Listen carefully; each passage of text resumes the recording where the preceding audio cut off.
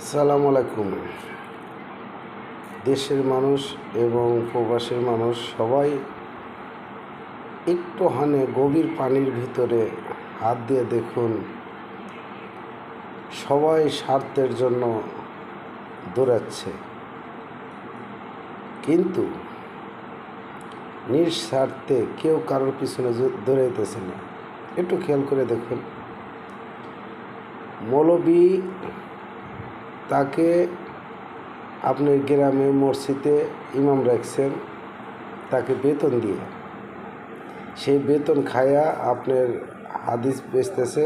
উনি বলতেছে আমি কোরআন প্রচার করি, কোরআনের কথা বলি, কোরআন ছাড়া কোনো কথা বলি না। এখানে দেখেন উনি মিথ্যা কথা বলতেছে। ওনাকে আপনি বেতন দিবেন না, উনি টাইম টু টাইম আপনি মসজিদে যাবে না, নামাজ পড়াইবে না। তাহলে দেখেন ও মিথ্যা কথা প্রচার করতেছে, কারণ উনি টাকার গোলাম, টাকার কাছে ওনাকে বিক্রি করে দিছে। তাহলে উনি প্রচার করতেছে, উনি কিন্তু টাকার বিনিময়ে প্রচার করতেছে। টাকা না দিলে উনি প্রচার করতেছে না, কিন্তু উনি বলতেছে আমি ইসলাম প্রচার করতেছি এবং নিঃস্বার্থে প্রচার করতেছি। কিন্তু আপনি ভালো করে ভেবে দেখুন, উনি কিন্তু স্বার্থ ছাড়া আপনার কোথাও যেতেছেন। আপনি বাড়িতে ডাক দিচ্ছেন দেওয়ার জন্য, ওখানে আপনি টাকার বিনিময়ে গেছে।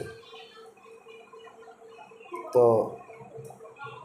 যারা ইসলাম টিকে রাখবে এবং ইসলামের কথা বলবে এবং যাদের কথা শুনে আমি মানমু এবং চলমু এবং শিখমু, কোনোটাই হচ্ছে না। কারণ তারা আমাকে মিথ্যা শিখাইতেছে, পুরাই মিথ্যা।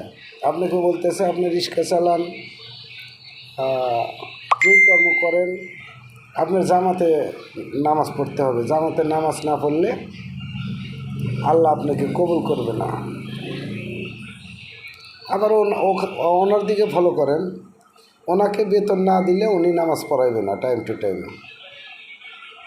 তাহলে উনি বেতন করা কর্মচারী। এখানে যারা হাদিস পড়তেছে, যারা হাদিস বলতেছে, তারা বলতেছেন যে বেতন করা কর্মচারীর পিছনে নামাজ হবে না, বেদাত।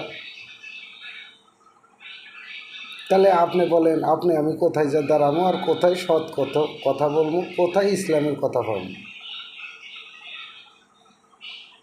তাই যারা প্রচার করতেছেন, যারা শুনতেছেন, উভয় পক্ষ কোনটা সত্যি পথটা বেছে নেন।